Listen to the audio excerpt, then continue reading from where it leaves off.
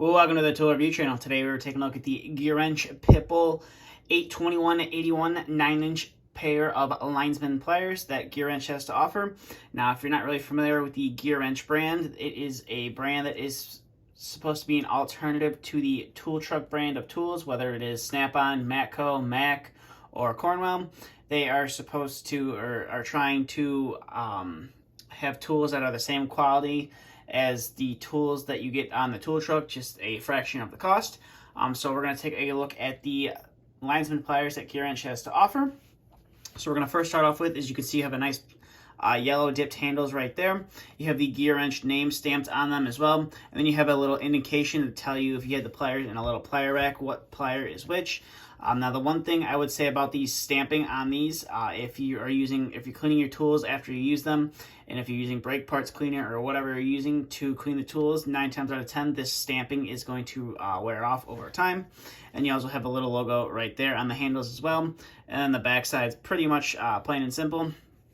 And then you have the Gearwrench logo right there, which is a part of the casting, which is nice. It's not just laser etched on there. And then you can see you have a little small crimper right there. And then you have some teeth on the back side of the pliers right there. So if you needed to really grip onto something, bend something, or pull on something, you could use those teeth to do that right there. And then you have a fairly large cutting edge, you can see right there. And then you also have some cross hatching on the nose of the pliers, so if you needed to twist or you just really needed to get a grip onto something, you could use those cross-hatching teeth to get a grip onto whatever you needed to, and obviously you're going to be able to get a nice grip onto that and or twist some wires. Then coming to the back side of the plier, you can see you have a nice little square cutout, and you have a fairly small rivet which is close to the cutting edge, which is going to make it cutting through some material a lot easier than if the rivet was a lot farther back. And then you can see you have your model number right there, and you got the back side of the crimper right there. Now, I believe this crimper is going to be mainly for some smaller gauge wire. I don't think you're going to be getting 12 gauge or 10 gauge terminals into there. It's going to be mainly for, I would say, 14 and below for crimping terminals and stuff like that on. And then again, take a look at those teeth there on the back side of the jaw, which is nice. As you can see, they don't quite meet up, so if you did have something in there, you get a fairly nice grip on them. But that is really about it for the detail on these pliers. Now, if you're looking at these pliers and you may have saw something that looked fairly similar to them at maybe your local Home Depot or your Lowe's, Crescent also has pliers, linesman pliers that looks pretty much identical to this. All that's different is the logo, and that is because Apex owns both Crescent and Gearwrench. So they just kind of share some of the same tools. So the linesman pliers are, from what I can tell, pretty much the same, just the different name on them and the different color handles. Other than that, it's pretty much the same tool. So I'll go ahead and zoom out here and we'll get cutting through some material here. So we're going to first start off with some 18 gauge solid wires, see if these can cut through that. And as you can see right there, cuts through that 18 gauge solid wire, no problem whatsoever. So go ahead and set that off to the side, and we'll bring in some 18 stranded wire and see if we can cut through that. And as you can see, you are able to cut through that 18 gauge stranded wire, no problem. So now we are going to bring in some 14 gauge solid wire right here, and we'll go ahead and give this a cut right there. And as you can see, you are able to cut through that 14 gauge solid wire, no problem. And we are going to hopefully do the same thing with this 14 gauge stranded wire. And we'll go ahead and cut through that. And it's fairly it's pretty easy to go ahead and cut through that material. It does tend to get lodged up in there, but you are cutting through that material super easy. You don't really have to use that much force to get through it. So now we are going to bring in some 12 gauge solid wire. We'll go ahead and cut through that, and as you can see, you are able to cut through that no problem, and you don't really have to use that much force as well. And hopefully we have the same result when we go ahead and cut through this 12 gauge stranded wire, and we do have the same result as you can see right there.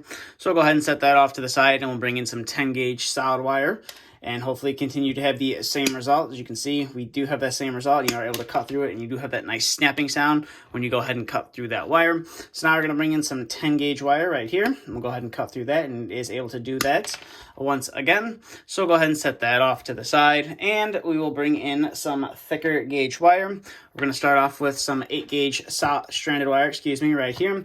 We'll go ahead and cut through that, and as you can see, you are able to cut through that 8 gauge stranded wire, no problem whatsoever. So if you did need to cut through some thicker gauge wire, you can do that right there. And this is the thickest gauge wire I have. It is some 6 gauge stranded wire. We'll go ahead and cut through this and see if these can go through it. And as you can see, you are able to do it. You do have to use quite a bit of force to do it, but obviously it's a thicker gauge wire, so you are going to have to use a little bit of force. So if you definitely need to cut through like some battery cable terminal or some thicker gauge material while working on a car, you are able to do that no problem.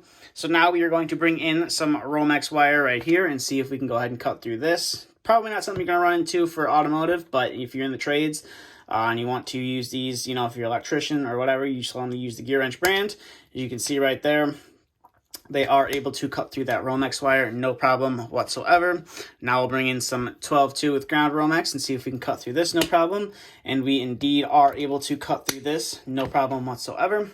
Now the last thing we are going to test to see if we can cut through is we're going to bring in a couple screws and see if we can cut through those. So I'm going to bring in a 632 and an 832 screw. We'll start off with the 632 screw right here and see how well we can cut through that. Because again, if you're mainly marketing towards the automotive field, you're going to have to be cutting through some screws and some cotter pins and stuff like that. Definitely some harder material. So we're going to see how well we can cut through a screw here. So we'll go ahead and put that guy in there. And as you can see right there, you are able to cut through that screw no problem. And there's just a little bit of discoloration on the cutting edge. But other than that, there's no real damage done to the cutting edge, as you can see right there. So that was with the 632 screw. Now we're going to bring in an 832 screw and see how well we can cut through this. So go ahead and put that on there. And as you can see right there, you are able to cut through that 832 screw, no problem. Definitely got to use a little bit more force, obviously, than the 632 screw, but you are able to cut through a couple of screws as well. So overall, these are definitely a nice pair of linesman pliers from Gearwrench. It is nice that they did include a crimper. I know a lot of companies out there, when they come out with linesman pliers, they always come out with a version that seems to either have a fish tape puller and or a fish tape puller and a crimper down there. So it's kind of like they're marketing more towards not just one, you know, trade out there. They want to be able to market it towards a lot of different trades. I'm not sure how often you would use crimper in the automotive trade. That's not something I work in, obviously, on a daily basis. So I'm not really sure how often you use it to crimp terminals, but generally, the crimpers that are on these linesman pliers or diagonal cutters do tend to work fairly nicely. At first, when I first got into the trade, wasn't really a fan of them. I'd always had my dedicated crimper, but obviously working in the trades for, you know, at least a year at this point now, it is a lot nicer to have a pair of pliers that also has a crimper on it, so you don't have to go digging through your tool bag looking for your crimper, and or it's one less tool you have to carry around. So overall, these are definitely a nice pair of linesman pliers from Gearwrench. You can get them with the standalone tool with the dipped handles, or they also have like a comfort grip handle that's black and orange, if I'm not mistaken. You can buy just the bare tool alone, or you can buy it in two different sets. One's a fairly large set. I believe it comes with like 5 or 6 other tools that Gearwrench has to offer, or you can get it in a 3-piece set. That's how I picked these up. It came with the needle nose pliers, diagonal cutters, and obviously the linesman pliers, as you see right here. So I will try to leave a couple links in the description below if you would like to pick these up for yourself. But that's really about all I have for this video. So if you have any questions, comments, concerns, please feel free to leave them down in the comment section below. And if you are new to the channel and you'd like to see more content like this, please consider hitting that subscribe button. But that's all I have. Thank you for watching. Stay tuned for the next video to be uploaded.